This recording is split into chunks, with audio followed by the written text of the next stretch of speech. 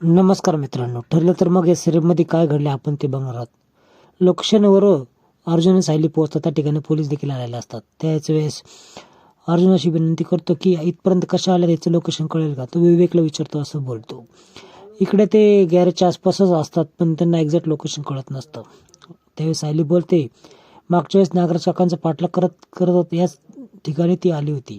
इकडे अश्विन आणि प्रिया बोलत असतात. त्यावेळेस अश्विन बोलत असतो की नागराज काकाचं महिपतचं कनेक्शन हे चांगलंच दिसतंय आणि ते फेक डेड बॉडीचं देखील प्रकरण तो अर्धवट बोलतो. त्यावेळेस ती पटकन प्रिया बोलते, काय काय म्हटलं. ती पुढे येते. त्यावेळेस अश्विनला शब्द आठवतो की प्रियाच्या जीवाला धोका. त्यावेळेस तो शब्द फिरवतो आणि प्रिया कितीही खुलून विचारलं तरीही तो तिथून निघून जातो. इकडं महिपत आणि या दोघांना ज्या ठिकाणी बांधलेला असतं त्या ठिकाणी नागराज येतो आणि नागराज अक्षरशः तिला मारहाण करतो आणि तुला इथून शिफ्ट करायचं आहे, चल चल असं बोलतो. अक्षरशः तिला मारताना दाखवलं आहे की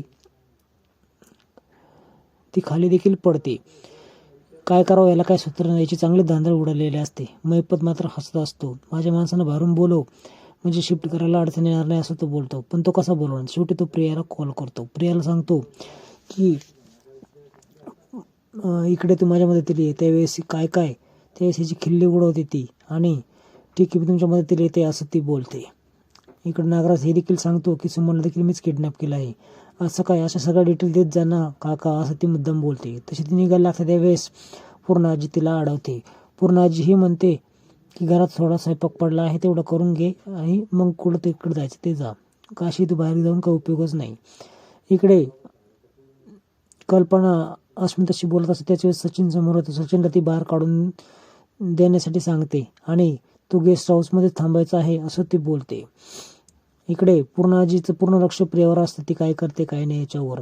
त्याच वेळेस ती अनुष्का नावाच्या खोट्या फेक कॉलवरून बोलते आणि ज्यावेळेस नागराज बोलत असतो त्याच वेळेस पाठीमाग पोलीस देखील आलेले असतात. ती पटकन सावध होते आणि तिकडे जायला निघते. इकडे लोकेशनवरून ते पूर्णपणे गॅरेजच्या आसपासच फिरत असतात. पण गॅरेजकडे जाणार तेवढ्यात सावंत देखील यांना महिपतचा आतून आवाज येतो. त्या ठिकाणी ते जातात. आता तुम्हाला पुढचा एपिसोड कसा असणार आहे याच्यावर लक्ष द्यायचं आहे, कारण आतमध्ये महिपत पकडतो की प्रिया आणि नागराज महिपतला तिथून गायब करतात. हे खूप बघण्यासारखं असणार आहे. तुमचा अंदाज कमेंटमध्ये नक्की कळवा आणि नागराजची धांदल कशी उडाली आहे याच्यातून काय निष्कर्ष बाहेर पडेल